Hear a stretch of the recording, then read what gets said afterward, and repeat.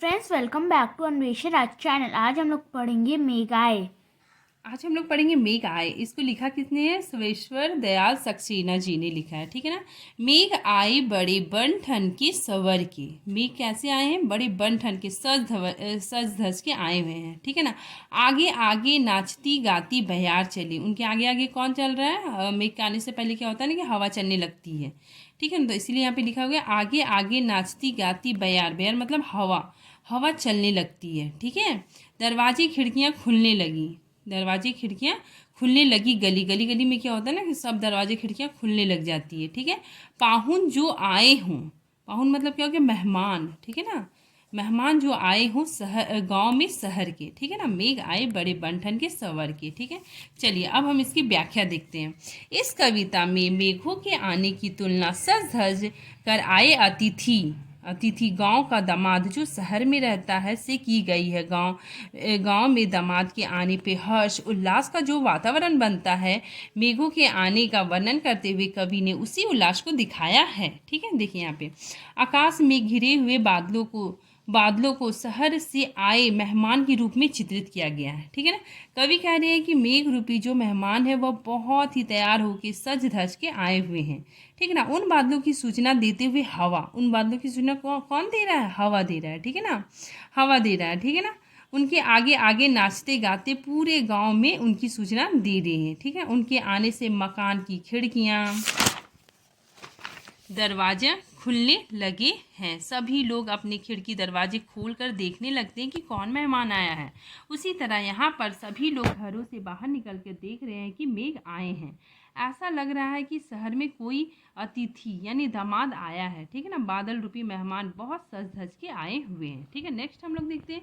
पेड़ झुकी झांकने लगे, गर्दन उचकाए, आंधी चली धूल भागी भागी घाघरा उठाए। इसमें क्या होता है ना कि जब बादल आते हैं तो क्या होता है कि हवा चलने लगती है ज़ोरों से। और पेड़ क्या होते हैं ना, बड़े बड़े पेड़, मतलब बड़े बड़े पेड़ होते हैं, पेड़ की डालियाँ एकदम झूमने लगती है। तो क्या होता है ना कि पेड़ की बड़े बड़े पेड़ क्या होते हैं? झुक झुक कर।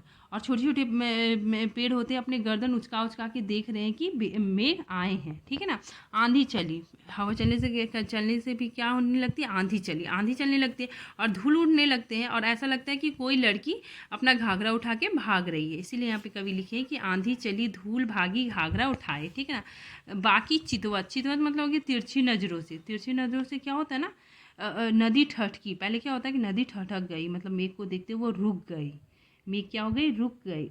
नदी रुक गया, ठीक है ना, रुक के और अपने घूंघट को सरका के, थोड़ा सा ऐसे सरका के वो तिरछी नज़रों से बादल को देख रहा है, ठीक है ना। तो मेघ आए बड़े बन ठन के सवर के, ठीक है। देखिए इसकी व्याख्या देखते हैं। इस पंक्ति में हवा के तेज झोंके से पेड़ की डालियां झूम रही है। झूमते हुए डालियों को देखकर ऐसा लगता है जैसे मानो सूखता वक्त बड़े पेड़ झुक कर, छोटे पेड़ गर्दन उचका उचका कर यानी ऊपर उठा उठा कर मेहमान यानी बादल को देख रहे हैं। तेज हवाओं के कारण आंधी चल रही है। आंधी के चारों ओर उड़ती धूल, ऐसा प्रतीत हो रहा है कि लड़की घाघरा उठा के भाग रही है, ठीक है। यहाँ मानवीयकरण अलंकार बताया गया है। इस हवा से नदी का बहाव एकाएक थम सा गया है, ठीक है ना, रुक सा गया। लगता है जैसे उसका घूंघट सरक गया है, ठीक है ना। उसने अपना घूंघट थोड़ा सा पीछे कर लिया और वह अपनी तिरछी नज़रों से बादलों को देख रही है। बादल बहुत सज सज के और बन ठन के आए हैं, ठीक है। नेक्स्ट हम लोग देखते हैं। बूढ़े पीपल के आगे बढ़कर जुहार की, बरस बाद सुधी लीनी, बोली अकुलाई लता ओट ओट हो किवाड़ की, ठीक है। इसमें क्या होता है? बूढ़ा पीपल मतलब क्या होता है? बुजुर्ग, मतलब गांव का जो बुजुर्ग होता है वो क्या करता है ना, बादल के आने से सबसे पहले उनको जुहार करते हैं, मतलब उनका स्वागत करते हैं, उनको प्रणाम करते हैं, ठीक है ना। बोली अकुलाई लता, लता क्या होती है ना कि किवाड़ के पास थोड़ा सा छिप के वो छिपके कहती है, क्या कहती है कि इतने दिनों बाद तुम्हारी याद आई है। बरस बाद सुधी लेना एक मुहावरा है, ठीक है ना। इसका मतलब होता है याद आना, ठीक है ना। तो ये लता किवाड़ के पास छिपके बादल को बोलती कि एक साल बाद तुम्हें मेरी याद आई है, ठीक है ना। हर्षाया ताल, ताल मतलब क्या हो गया? तालाब।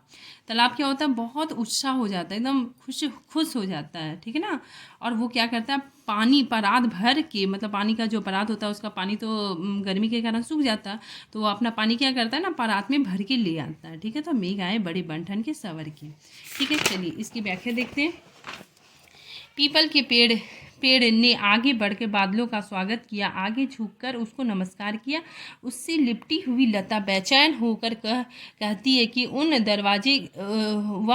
दरवाजे के पीछे छिप कर कह रही है, अरे बादल, तुम्हें 1 साल बाद मेरी याद आई है। लता बादल से कहती है कि तुम्हें 1 साल बाद हमारी याद आई है। बादलों को देखकर तालाब प्रसन्न हो जाता है। वह बादलों के पांव पखारने यानी धोने के लिए बड़ी थाल में पानी भरकर लाता है। ठीक है, नेक्स्ट हम लोग देखते हैं क्षितिज अटारी गहराई दामिनी दम की।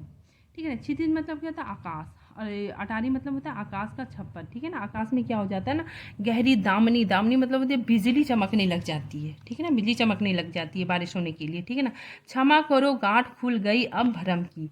अब धरती को लगता है कि बारिश नहीं होगी। ठीक है ना, उसको ऐसा भ्रम हो जाता है। ठीक है, लेकिन वो जब देखती है कि नहीं आकाश में क्या हो रहा है, बादल पूरा गरज रहे हैं, तो उसका भ्रम क्या हो जाता है, टूट जाता है। बांध टूटा झर मिलन के आंसू ढर के। फिर उसके बाद क्या होता है, बारिश होने लगती है। वो बोलती है कि हमको माफ़ कर दो, हमको लगा कि तुम नहीं आओगे, और इसी वजह से क्या हो जाता है, उसका आंसू निकलने लगता है। ठीक है ना, तो मेघ आए बड़े बन के सवर की। ठीक है, इसका भावार्थ देखिए, वर्षा के आगमन पर आकाश में बिजली चमकती है। ऐसा लगता है जैसे धरती आकाश का मिलन हो रहा है। धरती जो आकाश को संदेह की दृष्टि से देख रही थी, वर्षा होने के बाद उसका भ्रम टूट गया है। वह आकाश से मिलकर क्षमा मांग रही है। उसकी आंखों में आंसू झरझर बह रहे हैं। बादल के आने पर कवि को ऐसा प्रतीत होता है जैसे वह सज धज कर आए हों। बस, थैंक यू फ्रेंड्स।